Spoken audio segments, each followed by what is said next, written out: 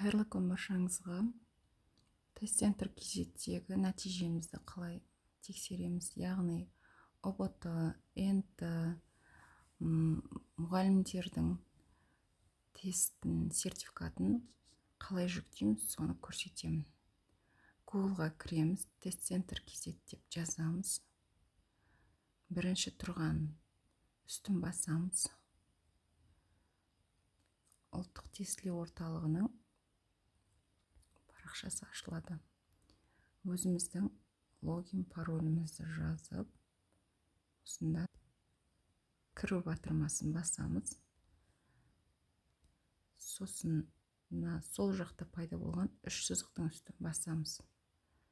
Менің іс-әрекетім бөлімін таңдаймыз. Сол кезде біздің сертификат қолжетімді тестілеу аяқталды, осылай шығып тұрады. Үстін басамыз. Астына қарай түсіп, сертификатты тексеру деген үстін басамыз. Сол кезде скачать файл деп шықты.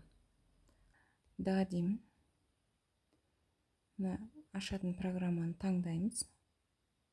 Осылай сертификатымыз шығады. Мына жерден поделиться деп жібере береміз. Болмаса сохранение документ деп өзімізге сақтап алсақ та болады.